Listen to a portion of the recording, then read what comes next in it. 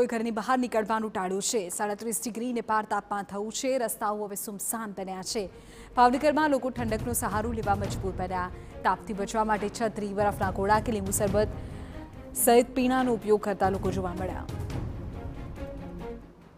સમગ્ર સૌરાષ્ટ્રમાં ગરમીનો પારો ધીરે ધીરે ઉપર ચડતો જાય છે, ત્યારે ભાવનગરની જો વાત કરવામાં આવે તો ભાવનગરમાં પણ દિવસે ને દિવસે ગરમીનો અહેસાસ લોકોને વધારે થઈ રહ્યો છે। અત્યારે અમે ઊભા છીએ ભાવનગરના વાઘાવાડી રોડ ઉપર। સામાન્ય રીતે આ ખૂબ જ ટ્રાફિકવાળો રોડ ગણવામાં આવે છે, પરંતુ જોઈ શકાય છે કે ધીરે ધીરે વાહનોની જે સંખ્યા છે તે ઘટતી જાય છે। અને ખાસ કરીને જો વાત કરવામાં આવે તો બપોરના સમયે 1 વાગ્યા પછીના સમય પછી લોકો ધીરે ધીરે શહેરમાં અને રોડ રસ્તા પર નીકળવાનું પસંદ નથી કરી રહ્યા।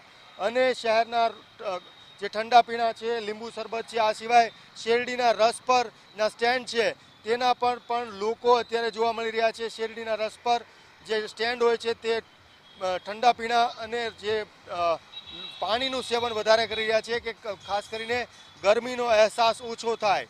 અને લોકો અત્યારે શહેરમાં બપોરના સમયે નીકળવાનું પસંદ નથી કરી રહ્યા। અને બાળકોને પણ બહાર ન કાઢવા। અને જો વાત કરવામાં આવે તો ડૉક્ટરોની કે ભાવનગરના તબીબો પણ અત્યારે લોકોને સલાહ આપી રહ્યા છે કે બપોરના સમયે પૂરા વસ્ત્રો પહેરીને જ નીકળવું, જે ચહેરો છે તે ઢાંકીને નીકળવું અને બને એટલું લીંબુ પાણીથી લઈને પાણીનું સેવન કરવું। ત્યારે અત્યારે 35 ડિગ્રી જે તાપમાન પહોંચ્યું છે, આમ છતાં આ સ્થિતિ છે। અને આવનારા દિવસોમાં જે રીતે હવામાન વિભાગની જે આગાહી છે તે પ્રમાણે જ્યાં ગરમીનો જે પારો છે તે વધી શકે છે અને 40 ઉપર પણ જઈ શકે છે, ત્યારે આવનારા દિવસોમાં લોકોને પણ મુશ્કેલી વધવાની શક્યતા છે। ગરમી વધતા લોકો ભારે મુશ્કેલીનો સામનો કરી રહ્યા છે શહેરમાં। અજીત ગઢવી, TV9 ભાવનગર।